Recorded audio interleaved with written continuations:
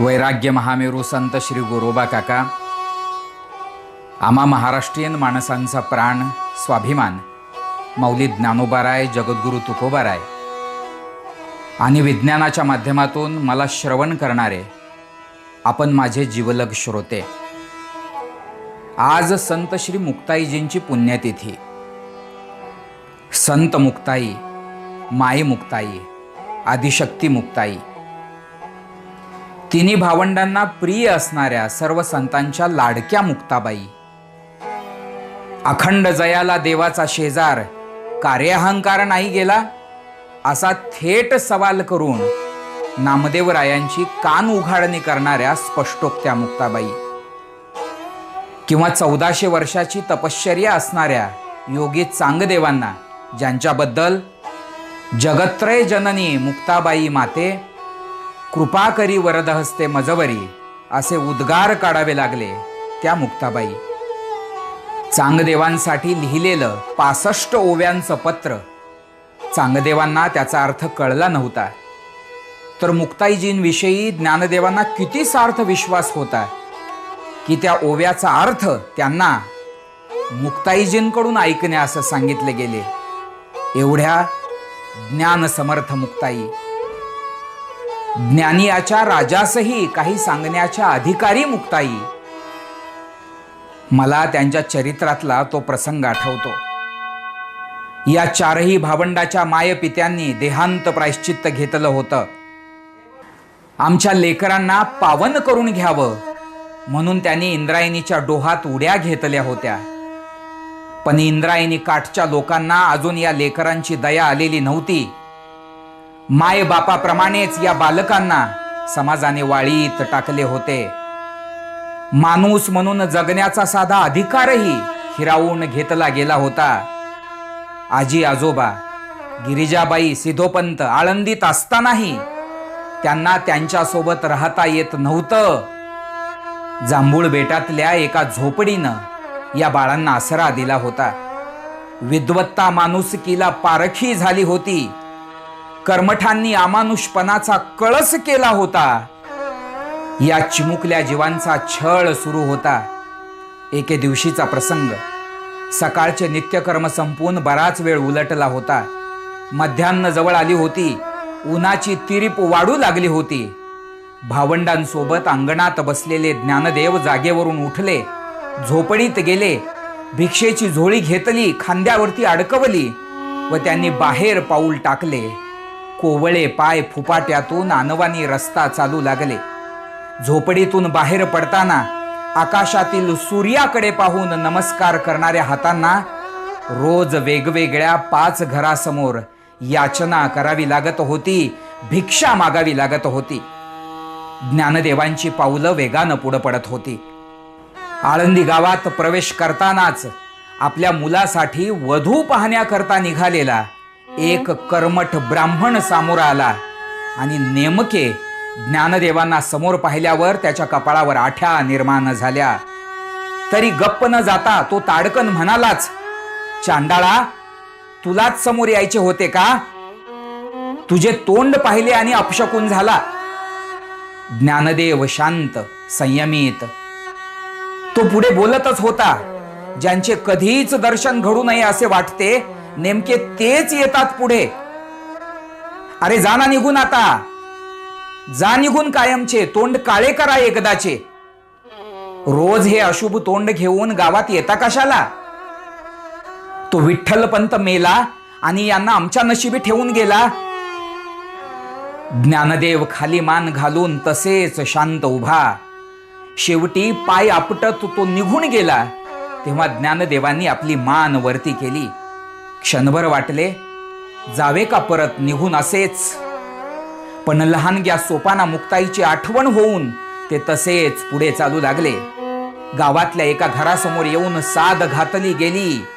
ओम भवती भिक्षाम देही. झोळीमध्ये 4 दाणे पडले. पाऊलं दुसऱ्या घराकडे वळली. दुसरे घर मागून झाले. ज्ञानदेव 3ऱ्या घरासमोर पोहोचले तर आतून आवाज आला, संन्याशाचा ना रे तू? ज्ञानदेव पुन्हा मान खाली घालून उभा राहिले. अरे किती वेळा सांगितलं, गावात येत जाऊ नका म्हणून?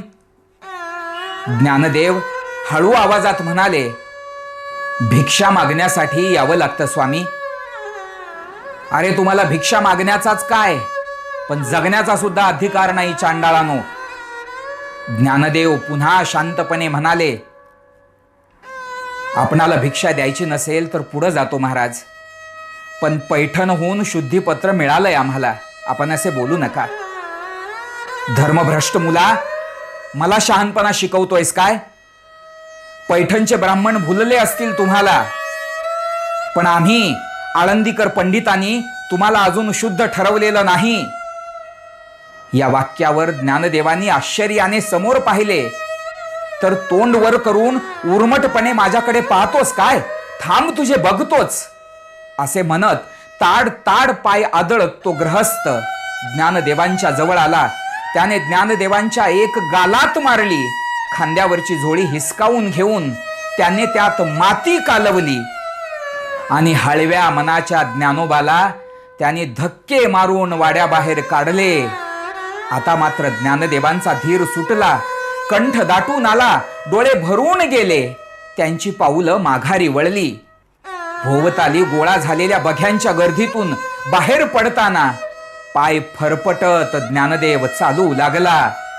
तो व्यक्ती तसाच अद्वा तद्वा बोलत होता आणि पुढे चालणाऱ्या ज्ञानदेवांच्या मनात भावनांचा कल्लोळ माजला होता. मनात येत होते, आम्ही समाजाविषयी चांगली भावना ठेवूनही त्यांना आमच्या असण्याचीही अडचण व्हावी. जे सर्व घडलं त्यात आमचा दोष काय?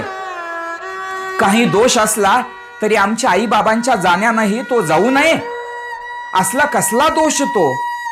सगळ्या समाजाला आपण नकोसे, संपूर्ण जगाला आपला वीट यावा, आपल्या दर्शनानेही त्यांना अपशकून व्हावा. तर मग नको आपण या जगात राहणे. पावलो पावली अपमान, बस झाली आता ही फरफट. विचार चक्र सुरू होतं. देह अचेतन झाल्याप्रमाणे ते चालत होते. डोळ्यातून गंगा यमुनेचा प्रवाह वाहत होता. अशात झोपडी जवळ आली तसे उद्वेगाने ज्ञानदेव धावले, झोपडीत गेले आणि झोपडीचे दार बंद केले. ताटी लावून घेतली गेली. आता नको ती भिक्षा, नको ते कुणाला अशुभ करणे, आता कुणाला दिसणेही नको. मन अशांत झाले होते. विचार चक्र पेटले होते. झोपडीत धावत जाताना मुक्ताईने मात्र ज्ञानदेवांना पाहिले होते. तिचा ज्ञानदादा आज काही वेगळा दिसत होता. ती उठली, झोपडीकडे गेली. दार बंद होते. तेव्हा ती बाजूने पाहू लागली तर ज्ञानदेवांनी डोळे बंद केले होते, पण डोळ्यातून आसवांचा ओघळ तसाच सुरू होता. पद्मासनात विराजमान झालेल्या माऊलींना मग ही माऊली बोलू लागली, विचारू लागली, काय झालं रे ज्ञानदादा, तुझ्या डोळ्यात पाणी? ज्ञानदेव गप्प होता. उद्विग्न मन तसेच होते. मुक्ताई विचार करत होती, अर्जव करत होती. काय झालं ज्ञानदादा, सांग ना मला. कुणी काही म्हणालं का? आणि कुणाच्या काही म्हणण्यानं तू उद्विग्न व्हावं? माझा ज्ञानदादा योगी आहे ना? मग योगी पावन मनाचा, साहे अपराध जनाचा. ज्ञानदादा, तुम्ही साधू आहात ना हो? मग साधू पावन मनाचे असतात, पवित्र शुद्ध मनाचे असतात. ते नितळ, निर्मळ, प्रांजळ, मोठ्या मनाचे असतात. जगाने काही अपराध केला तरी तो अपराध ते सहन करतात.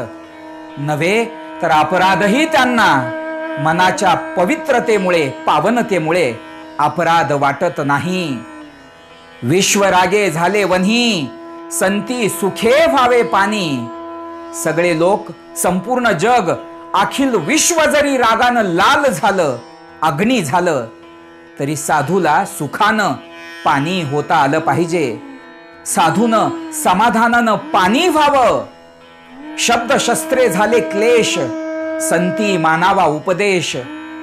माणसं बोलतील, लोक कटू शब्द उच्चारतील, शब्दांचे बाण रुतले असतील तर हे ज्ञानदादा, त्याला उपदेश समजावा आम्ही. त्या शब्दशस्त्रांनी आम्हाला इजा व्हावी नाही, त्यातून आम्हाला बोध घेता आला पाहिजे. विश्वपट ब्रह्मदोरा ताटी उघडा ज्ञानेश्वरा.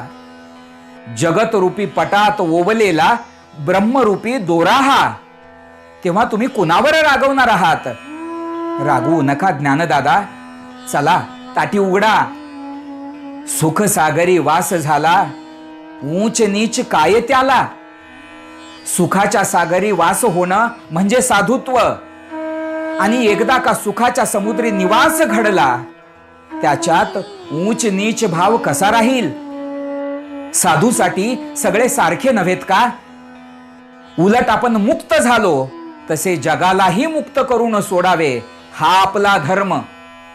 उच्च नीच वर्णातला जन्म हे एक प्रकारचं नाटक, एक प्रकारचा खेळ. तो कधी स्थिर असतो. अस्थिरता हे त्या खेळाचं वैशिष्ट्य. मग आपण सर्वजण जर त्या एकापासून निर्माण झाले असूत, तर या माणसांचा आपण त्याग करणं योग्य आहे? आपण त्यांचा त्याग करणं बरोबर नाही ज्ञानदादा. उलट आपण त्यांचा सांभाळ केला पाहिजे. कसेही असोत ते, सांभाळणारा साधू असतो ना रे ज्ञानदादा. शून्य आणि साक्षी वेगळे नाहीत. वेद आणि ओंकार वेगळा नाही. कर्मठ माणसं उंचपणात वाया गेले आणि ज्ञानी अभिमानानं वाया गेले. म्हणून दोन्ही भाव बाजूला ठेवा. या दोन्हीस टाकून द्या. मनात शांती धरा, अंतःकरण शांत करा आणि ताटी उघडा ज्ञानदादा. ताटी उघडा. वरी भगवा झाला नामे, अंतरी वश केला कामे. त्याला म्हणू नये साधू, जगी विटंबना बाधू. ज्ञानदादा, एखाद्यानं बाहेरून भगवी वस्त्र परिधान केली, नाव साधूच घेतलं, नामधारी संन्याशी झाला, पण त्याच्या अंतःकरणातली कामना संपली नाही, मनात विषयासक्ती तशीच राहिली, तर त्याला साधू म्हणता येत नाही. विषयाची आसक्ती संपणं म्हणजे साधुत्व. आपण कोण आहोत याचा विचार आपण करा. स्वतःच स्वतःला शोधायचे असते. त्याच्या सोबत विवेक नांदतो. आत्मपरीक्षण करणारास विवेक सोडून जात नाही. आशा दंभ कणभराने जरी निर्माण झाला असेल, तर त्यांना आवरा आणि ताटी उघडा ज्ञानेश्वरा. ज्ञानदादा, संत तोची जाना जगी, दया क्षमा ज्याची अंगी. लोभ अहमता नये मना, जगी विरक्त तोची जाना. तुम्हाला ठाऊक आहे ज्ञानदादा, जगात संत कुणाला म्हणावं?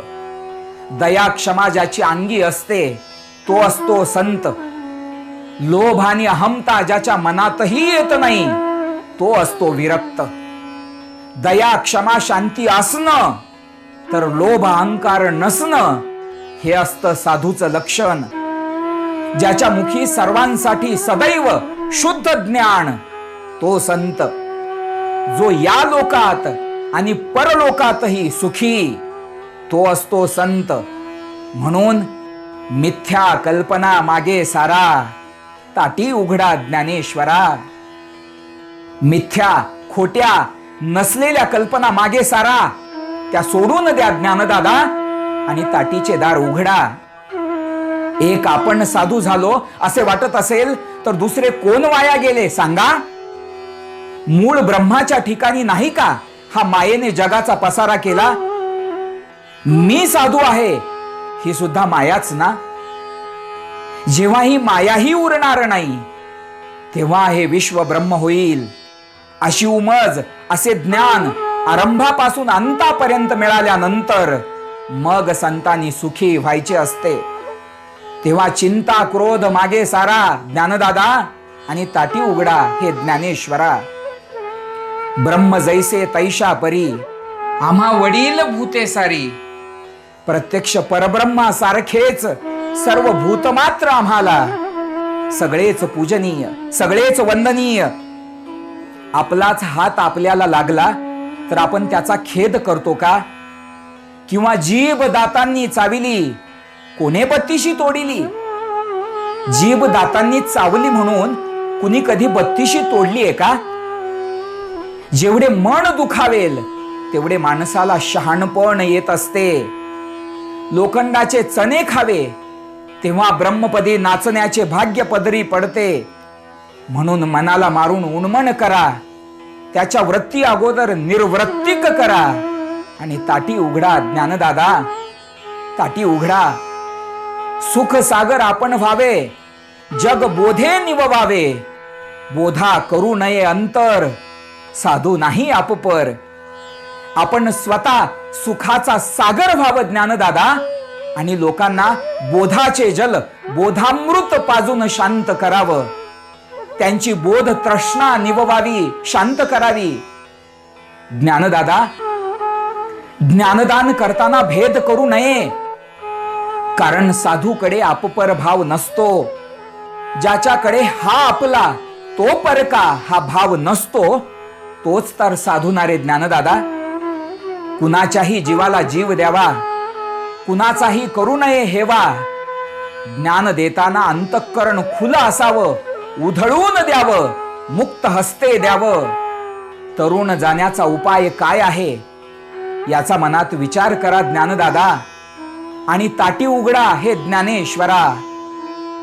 अहो क्रोधे यावे कोठे, अवघे आपण निघोटे. ऐसे कळले उत्तम, जन तेच जनार्दन. तुम्हीच जर जगत रूपाने नटला असाल तर कुणावर रागवता, का रागवता? त्या रागानं कुठं यावं? हे जगच जर जनार्दन आहे, हे जनच जर जनार्दन आहेत, हे ज्याला कळलं त्यालाच तर उत्तम साधू म्हणावं ना. जे ब्रीद घेतले, जे व्रत स्वीकारले, ते जर आचरण करून दाखवता आले नाही तर काय उपयोग? अज्ञानी माणसाला राग येणं मान्य, पण साधूच्या जीवनात क्रोधाची वेळ उगवली तर हा सारा परमार्थ फोल झाला, वाया गेला असेच समजावे की नाही? म्हणून आपली दृष्टी थोर असू द्या, उच्च असू द्या, समदृष्टी धरा ज्ञानदादा, आणि ताटी उघडा हे ज्ञानेश्वरा. सांडी कल्पना उपाधी, तीच साधूला समाधी. कल्पना उपाधी वरवरची आवरण टाकून देणं, हीच साधूची समाधी समजावी ज्ञानदादा. जगात सगळे द्वैत भावाचे पोशिंदे, सगळीकडे द्वैत. मग तुम्ही कुणाकुणाबरोबर वाद घालणार आहात? पुढचे कुणालाही काही समजत नसते. पक्षी कितीही आकाशात उडू लागला तरी त्याचे पाय खालीच असतात. आमचं मन सगळ्या गोष्टी करतं, अज्ञानी बिचारे कुठे काय करतात?